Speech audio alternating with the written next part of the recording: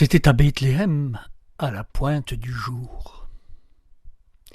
Et enfin ce petit village allait pouvoir aspirer à un peu de calme et de tranquillité.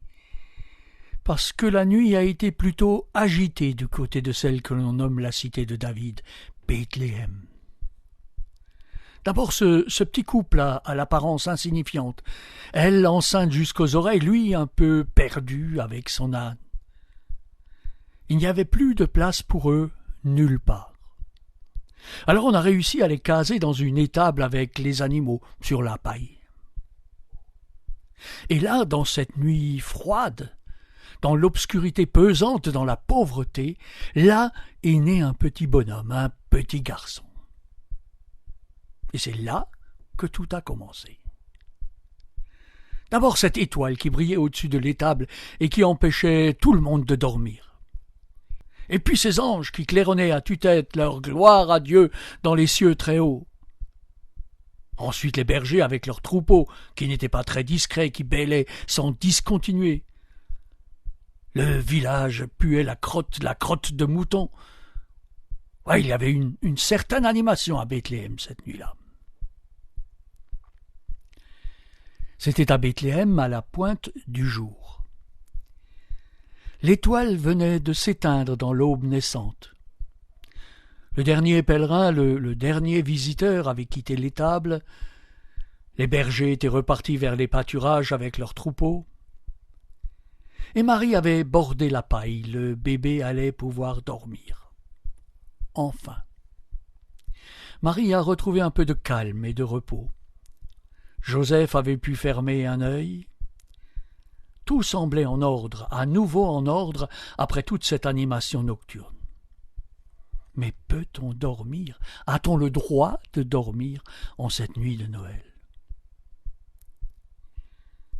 Doucement, très doucement, la lourde porte en bois s'est ouverte. Poussée, eût-on dit, par un souffle léger, plus que par une main.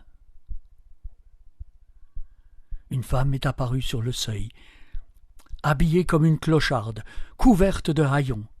Elle était si vieille et si ridée que dans son visage, couleur de terre, sa bouche semblait n'être qu'une ride de plus. Marie a regardé la vieille en tremblant. Marie avait peur, comme si une mauvaise fée, une sorcière était entrée dans l'étable. Heureusement, le bébé dormait calmement. L'âne mâchait paisiblement sa paille et regardait s'avancer la vieille sans marquer d'étonnement. On aurait pu dire qu'il la connaissait depuis très longtemps, depuis toujours peut-être. Marie, elle, ne la quittait pas des yeux, pas rassurée du tout. Chacun des pas que la petite vieille faisait lui semblait long, long comme des siècles, long comme une éternité. La vieille continuait d'avancer, lentement. Et voici maintenant qu'elle était arrivée au bord de la crèche. Grâce à Dieu, l'enfant dormait toujours. Mais peut-on dormir? A-t-on le droit de dormir en cette nuit de Noël? Alors soudain il a ouvert les yeux et Marie a été bien étonnée de voir que les yeux de la vieille femme et ceux de son enfant étaient exactement pareils et brillaient de la même espérance. La vieille alors s'est penchée sur la paille. Sa main cherchait dans le fouillis de ses haillons quelque chose qu'elle semblait mettre des siècles encore à trouver. Marie la regardait toujours avec la même inquiétude. L'âne la regardait aussi, mais toujours sans surprise, comme s'il savait par avance ce qui allait se passer. Enfin, au bout de très longtemps, après une éternité, la vieille a fini par tirer de ses chiffons un objet caché dans sa main. Et elle l'a remis à l'enfant. Un objet. Mais lequel? Mystère.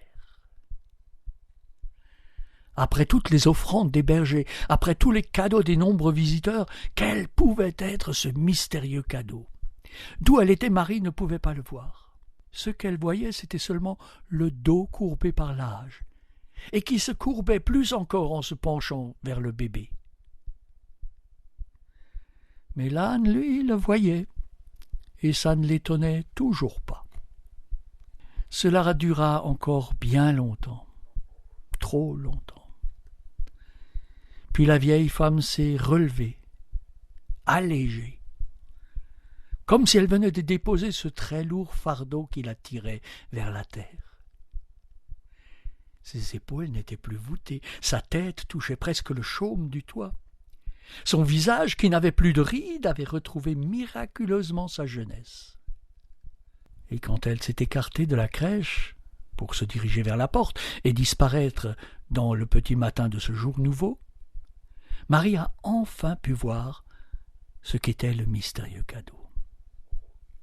Ève, la vieille femme, car c'est bien d'elle qu'il s'agissait, Ève venait de remettre à l'enfant une petite pomme.